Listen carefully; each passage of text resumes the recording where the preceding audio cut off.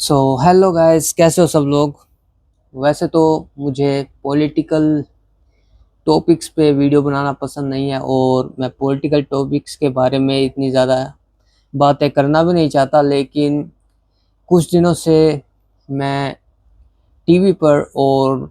Facebook पे, Instagram पे, हर जगह देख रहा हूँ कि वीडियोस बहुत ज़्यादा आए जा रही हैं कि जेन जी भाई ऐसी जनरेशन है, वैसी जनरेशन, मतलब बैड माउथ कर रखा है बहुत ज़्यादा, और इंसल्ट इंसल्ट करने की ट्राई की जा रही है। और मतलब मुझे थोड़ा सा ऐसा फील हो रहा है कि एक टाइप की रेसिज्म क्रिएट करने की ट्राई की जा रही है। एक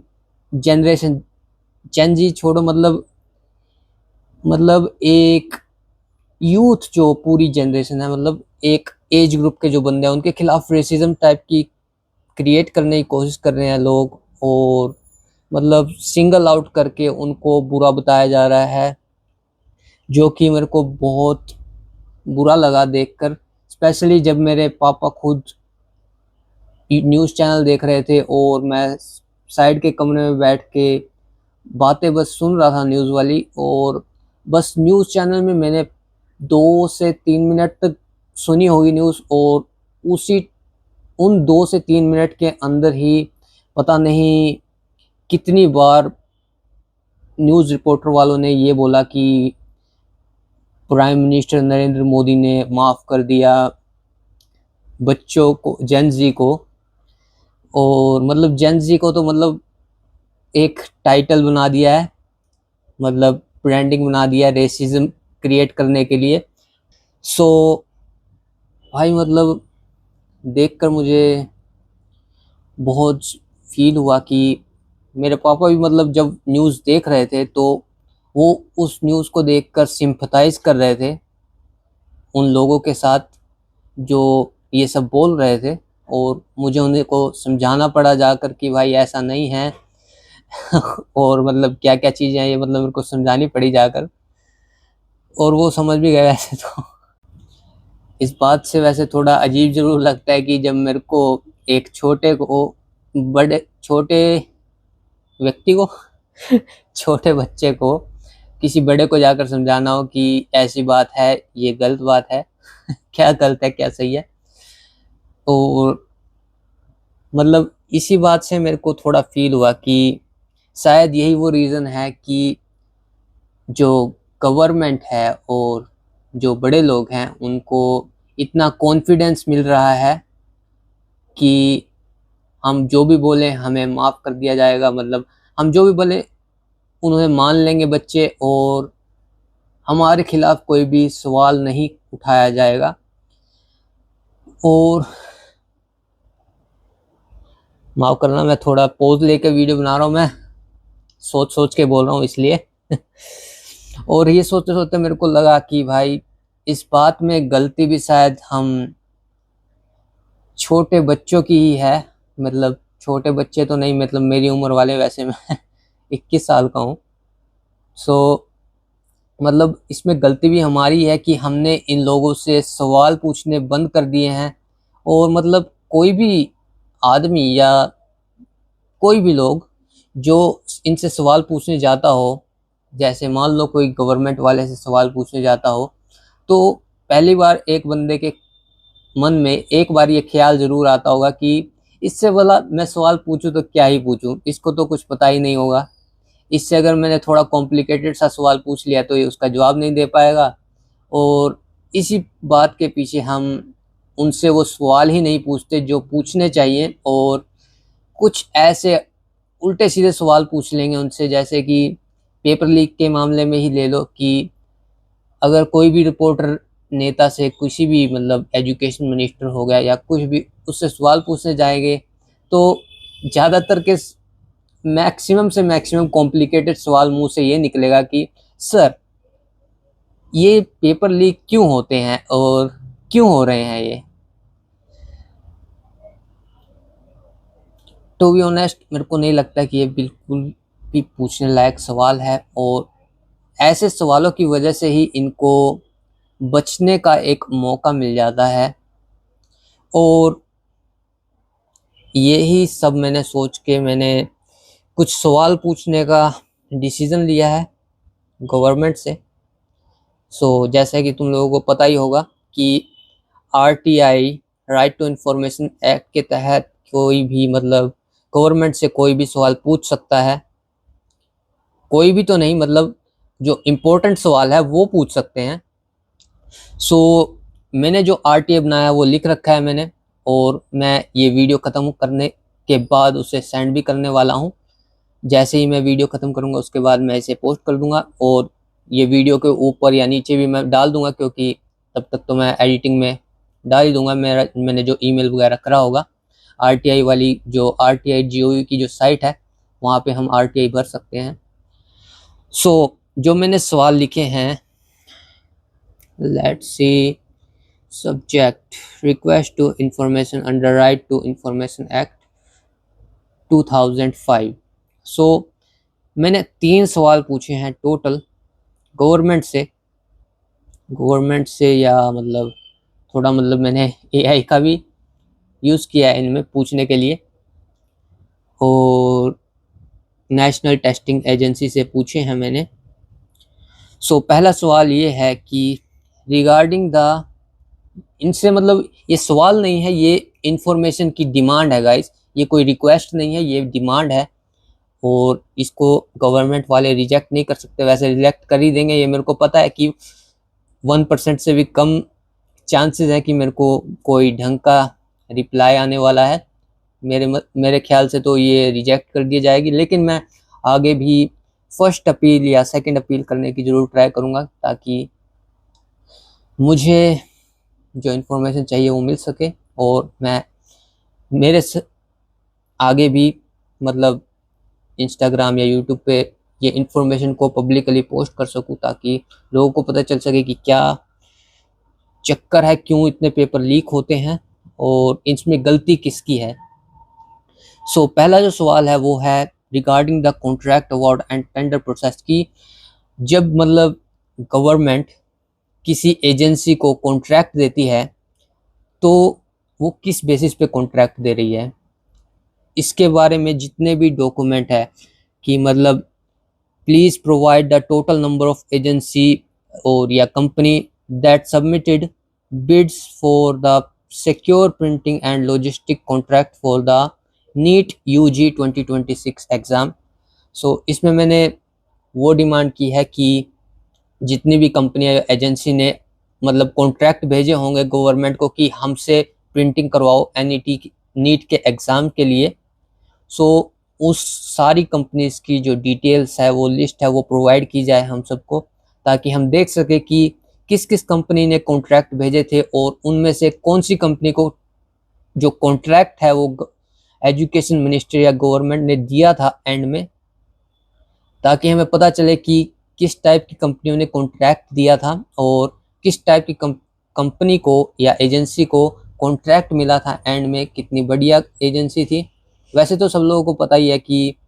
जिस एजेंसी को ये कॉन्ट्रैक्ट मिला था उसके ऊपर बहुत मतलब बैकग्राउंड बेकार है उसका, और लीक के लिए उन पे बहुत सारे आरोप लगे हुए हैं। लेकिन एक बारी अगर ये रिटर्न में ऑफिशियल इंफॉर्मेशन हमारे पास हो तो हम एक्शन ले सकते हैं इसके ऊपर। जब तक हमारे पास ऑफिशियल इंफॉर्मेशन ना हो तब तक कोई एक्शन नहीं लिया जा सकता, क्योंकि तब गवर्नमेंट के पास बहुत सारे एक्सक्यूजेस होते हैं ऐसी सिचुएशन से बाहर निकलने के लिए। वो कोई भी एक्सक्यूज देकर बाहर निकल सकते हैं मतलब। और भी मतलब बहुत सारे सवाल हैं गाइस। पहले जो टॉपिक है जो ये मैंने मतलब बोला, इसके अंदर बहुत बड़ी लिस्ट है ये, मतलब इतनी बड़ी भी नहीं है, 2 या 3 पेजेस की होगी। ये मैं मतलब वैसे तो मैं पोस्ट कर ही दूंगा पूरी की पूरी जो मैंने ये लिस्ट लिखी है, मैं बेसिकली समझा देता हूँ फिर भी। दूसरे पॉइंट की तरफ चलते हैं। जो दूसरा पॉइंट है regarding the due diligence and background verification, जो मतलब इस टॉपिक के अंदर मतलब जितने सवाल पूछे हैं मैंने उनमें ये पूछा गया है कि जिस एजेंसी को या कंपनी को लास्ट में जो कॉन्ट्रैक्ट दिया गया था गवर्नमेंट के द्वारा NET UG 2026 एग्ज़ाम के लिए, उसके ऊपर किस टाइप के बैकग्राउंड चेक्स किए गए थे, कौन कौन से बैकग्राउंड चेक्स किए गए थे, या मतलब जो भी चेक्स हुए थे उन सब की एक एक कॉपी प्रोवाइड की जाए हमको, ताकि हम खुद देख के समझ सके गाइस कि किस टाइप की तसल्ली गवर्नमेंट ने की थी भाई हमारी सेफ्टी बचाने के लिए, कि एग्ज़ाम लीक ना हो। किस टाइप के वेरिफिकेशन किए गए थे, क्या उन्होंने बैकग्राउंड चेक अच्छे से किए थे या नहीं किए थे, गवर्नमेंट उस कंपनी के बारे में अच्छे से पता लगाया था कि नहीं लगाया था, कि वो एग्ज़ाम को अच्छे से कंडक्ट करने की कैपेबिलिटी रखते हैं या नहीं रखते हैं। सो वो सब चीज़ें इस टॉपिक में पूछी जाएंगी। और जो तीसरा और लास्ट टॉपिक है उसमें मैंने सवाल पूछे हैं regarding the official complaints, internal warnings and intelligence report जो कि NTA को मिली होंगी, पोटेंशियल जो उनकी सिक्योरिटी में वल्नरेबिलिटी होंगी या फिर पेपर लीक और सस्पिशियस एक्टिविटी के रिगार्डिंग जो उनको कंप्लेंट्स या इंटरनल वार्निंग मिली होंगी कि यहाँ पे सुधार लाया जाए, उनकी सब की official copy, official document provide किए जाएं मुझे मुझे मुझे बोल रहा हूँ क्योंकि RTI मैं लिख रहा हूँ, वैसे तो पूरे इंडिया को प्रोवाइड करना चाहिए उनको ये डिटेल। सो नवंबर 2025 से लेकर मई 3 2026 तक जितनी भी ऐसी कंप्लेंट या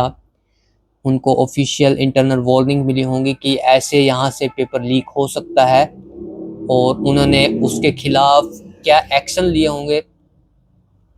मतलब जो ये कंप्लेंट्स हैं इनको देखकर हम ये समझ सकते हैं कि उन्होंने इन कंप्लेंट्स को मतलब कितना स्टडी किया और उनके खिलाफ कितना एक्शन लिया। अगर उनको ये कंप्लेंट नहीं मिली होंगी तो इससे भी हमें ये साबित होगा कि भाई वो कितने इनकॉम्पिटेंट हैं मतलब।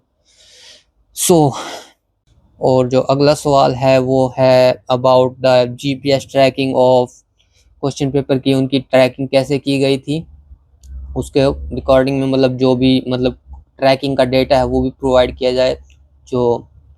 ऑफिशियल डेटा होगा। सो गाइस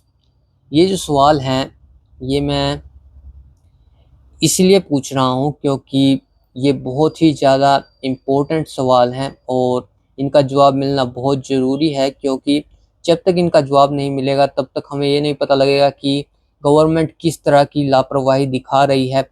एग्ज़ाम्स की हैंडलिंग में, और मतलब जो भी मतलब सिस्टमेटिक वे से वो काम कर रहे हैं उसमें कितनी ज़्यादा गड़बड़ चल रही है। और ये सवाल पूछने एक और बात के लिए इसलिए ज़रूरी है क्योंकि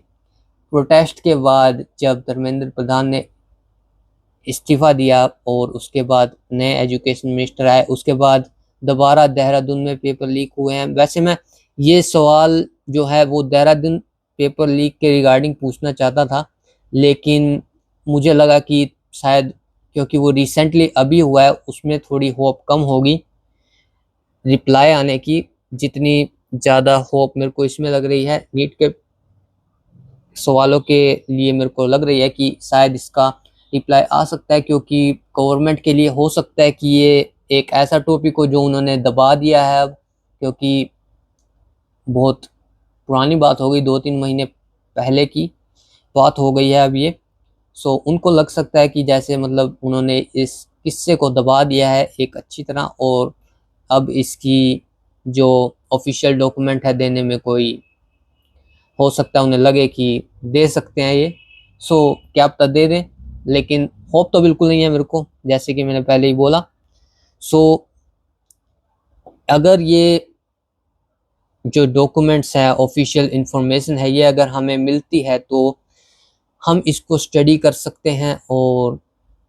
पता लगा सकते हैं कि गवर्नमेंट में जितने भी लोग थे उन्होंने किस टाइप की लापरवाही दिखाई और कौन कौन उसमें शामिल था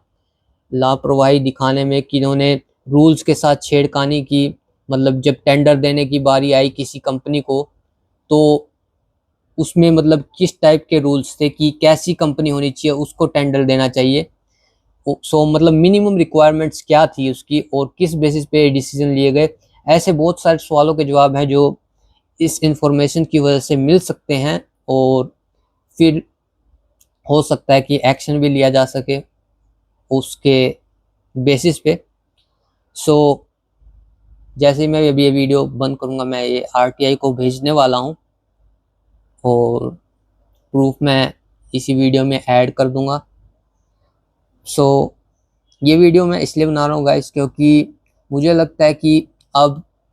जैसे कि गवर्नमेंट काम कर रही है उसमें प्रोटेस्ट से कुछ भी मतलब होने नहीं वाला। मतलब हो तो सकता है भाई बहुत कुछ, क्योंकि प्रोटेस्ट की वजह से एक जागरूकता फैलती है भाई, मतलब आम नागरिकों के अंदर। सो मतलब प्रोटेस्ट भी ज़रूरी हैं, लेकिन ये जो चीज़ है मतलब ऑफिशियल जो चीज़ें हैं जिनके बेसिस पे लॉ के ऊपर सज़ा दी जा सकती है गवर्नमेंट के ऑफिशियल्स को। सो ये भी बहुत ज़्यादा ज़रूरी है guys. So thank you guys for watching to this video. उम्मीद है कि ये वीडियो सब लोगों को पसंद आई होगी, और ये वीडियो मैंने इसलिए भी बनाई है ताकि लोग इसे देखें और वो ये समझे कि गाइस अब